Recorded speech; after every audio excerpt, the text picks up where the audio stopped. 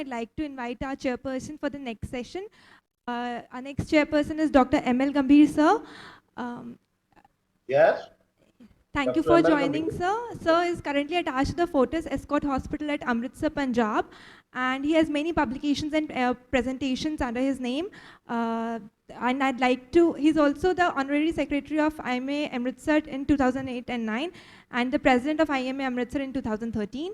Uh, Welcome, sir. I'd like you to introduce the next speaker for the next session.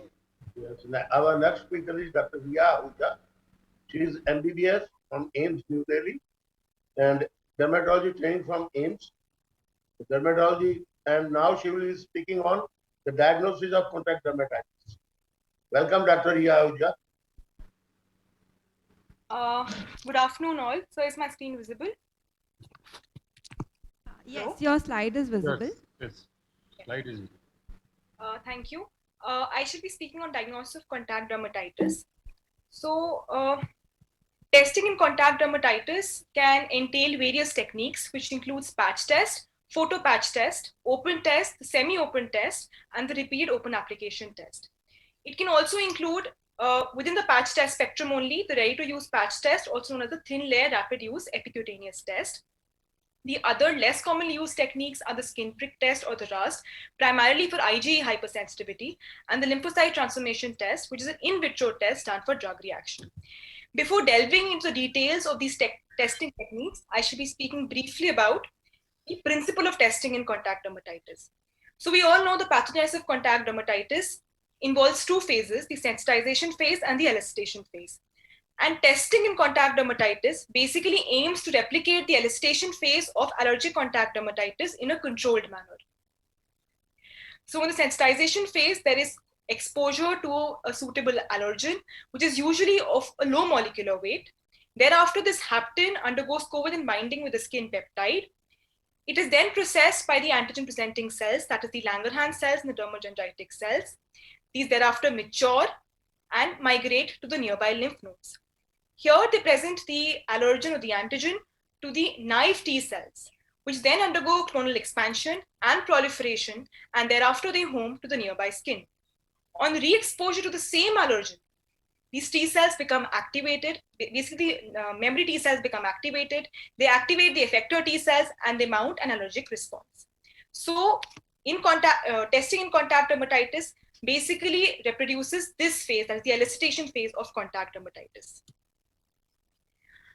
So talking about patch test first, this is the gold standard test for diagnosis of allergic contact dermatitis and is an in vivo test.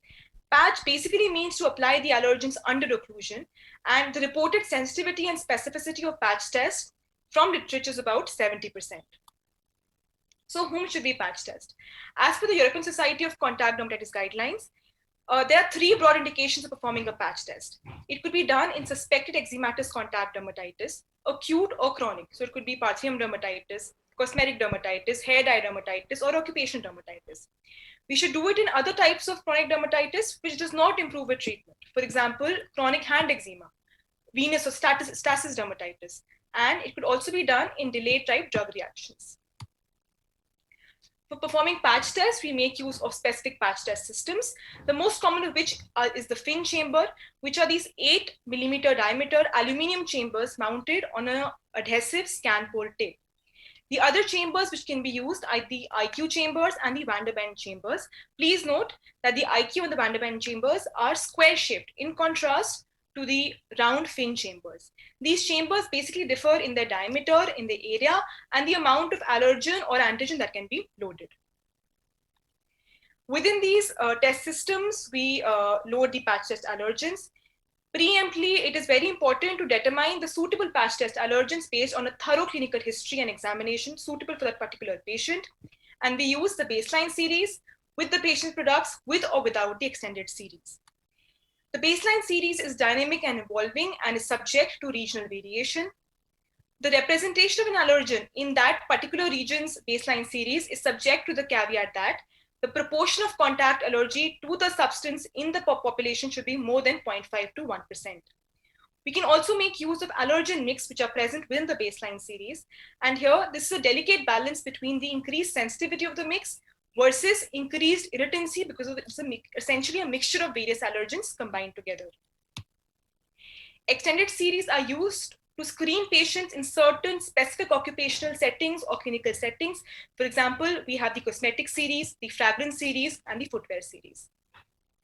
These allergens are dispensed in suitable vehicles, the most common of which is petrolatum, which is inexpensive, inert, it prolongs the shelf life of the allergens, and has the ability to mix thoroughly with the allergens. Other suitable vehicles could be water, alcohol, and acetone for metals, glycerine, DMSO, and olive oil.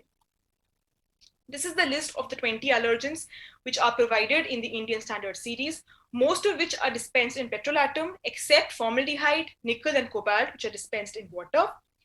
And they're basically present within these pre-filled syringes from where they're loaded onto the fin chambers, and thereafter these fin chambers are mounted on the patient's back.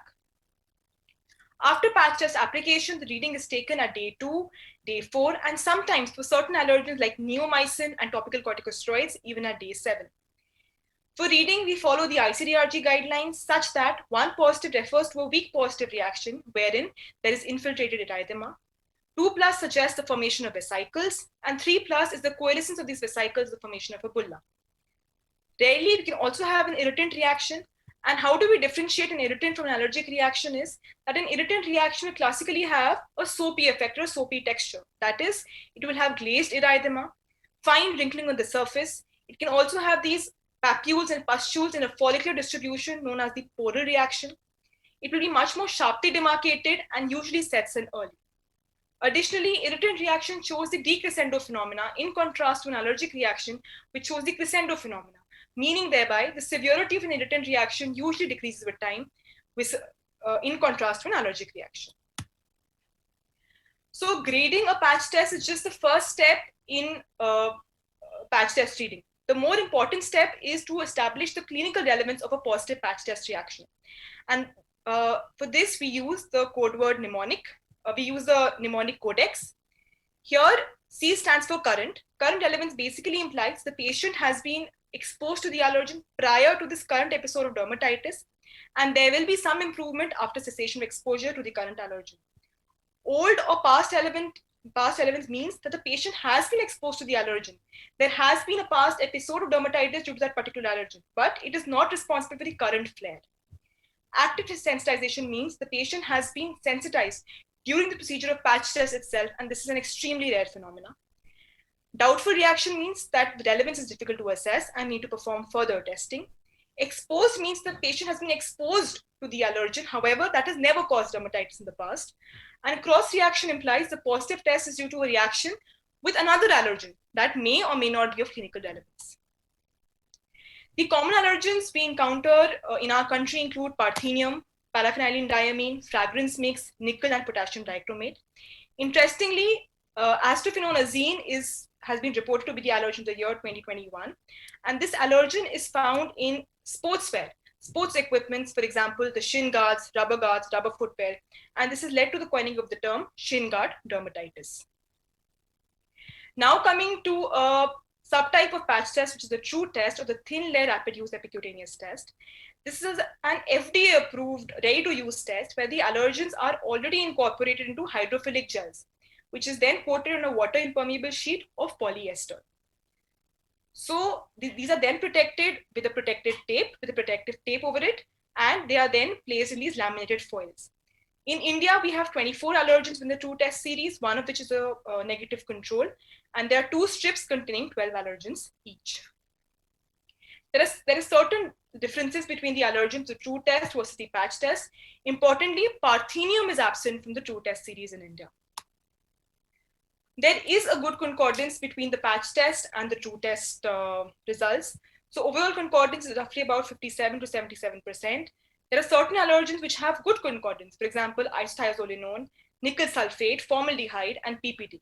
And certain allergens which perform suboptimally in the true test series, for example, fragrance mix and neomycin.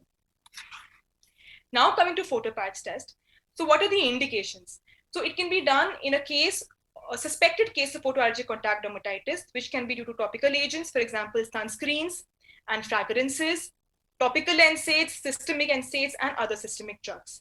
It can also be done when the dermatitis is predominantly on a photoexposed site. For example, chronic actinic dermatitis or atopic dermatitis where we're suspecting a photoexacerbation. Here, the allergens are applied in duplication of the patient's back, sparing the midline at day 0. And then we can follow either of the two methodologies. In the more commonly used technique, after 48 hours, one of the sites is irradiated with UVA at a dose of roughly around 5 to 15 joules per centimeter square at 15 centimeter distance. 30 minutes later, the first reading is taken to detect a phototoxic reaction which may occur, and thereafter a reading is taken at day 4 and day 7. In the second technique, after 24 hours itself, one of the sites is exposed to UVA because certain authors believe that 24 hours is enough time for penetration of the allergens. The reading and interpretation of photopatch test is of paramount importance. So if we get no reaction in both the non-exposed and the exposed site, it amounts to no allergy. And if we get a positive reaction of equal severity in both the sites, it implies contact allergy. However, if we get a positive reaction only on the exposed site, it is a photocontact allergy. Sometimes we get a positive reaction on both the sites, that is the non-exposed and the exposed sites. However, the severity is more on the exposed site. If this increase in severity is by more than 1 grade, it is a combination of contact allergy plus photocontact allergy. And if the increase is by less than 1 grade, we call it a photoactivated reaction. As I mentioned, if we get an immediate reading just after radiation, it amounts to a phototoxic reaction. Coming to the open and the semi-open test. So this is basically used for testing with unknown irritant compounds, for example, industrial compounds, industrial solvents.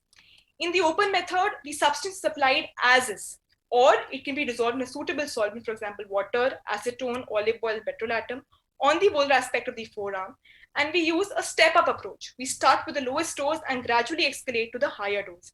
And the reading is taken at 30 minutes to detect a contact urticaria, day 2 and day 4 for detecting contact allergic dermatitis.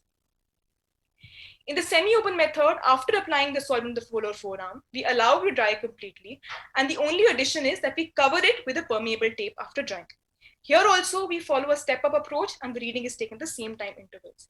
So it is only after screening with an open test and a semi-open test do we proceed to perform a fully occlusive patch test in case of unknown compounds. Repeated open application test, also known as the use test or the provocative use test, basically mimics the actual use situation of a formulated product. It is indicated in determining the significance of a weak positive reaction or a doubtful positive reaction, and to establish the clinical relevance of a positive patch test allergen by simulating the use of a topical product containing it akin to real life situation. So in this, the leave-on products can be used as is, whereas for the rinse-off products, they are used at a concentration of about 1 to 10% in aqueous solution or sometimes even in petrolatum. They are again applied on the volar aspect of the forearm, and they have to be applied twice daily for a total duration of up to 2 weeks. Certain authors extend this up to 3 to 4 weeks as well.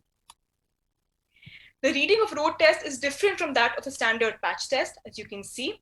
And here we score the involved area of inflammation along with erythema, papules, and vesicles. This basically shows a positive road to hair dye, which was used by the patient.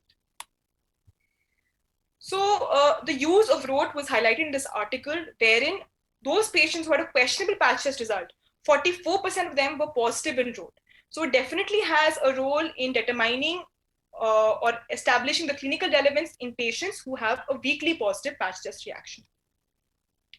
And finally, coming to patch testing in COVID times, these are the recommendations of the Spanish research group on contact dermatitis and skin allergy. And they have basically emphasized on two things. First is we need to prioritize our patch test patients. So those patients who have severe eczema or eczema in exposed sites in a generalized location where the eczema is having a high impact on the quality of life or occupational dermatitis, these patients need to be patch tested first. Additionally, there are some procedural guidelines where a lot of importance has been laid down on teledermatology practice. That is, teledermatology can help to tell the patient about the procedure, to inquire about the COVID symptoms, if any, and also to help them in the patch test removal and take the first set of reading from video teleconsult itself. Additionally, we should use an independent adhesive tape. So finally, coming to the take-home message. So patch testing is the gold standard for diagnosis of allergic contact dermatitis. There are various factors which affect the patch test performance. which we should keep in mind. For example, correct patient selection, allergen selection, the technique of patch test, and the test reading and relevance. There are certain patch test variants, for example, the photo patch test, the thin layer rapid use epicutaneous test, and the road test. Thank you.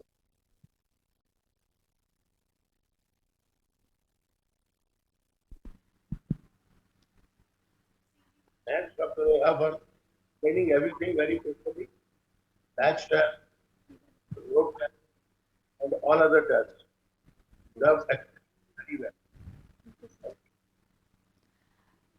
Thank you, Dr. Ria, and thank you, sir, for chairing this session.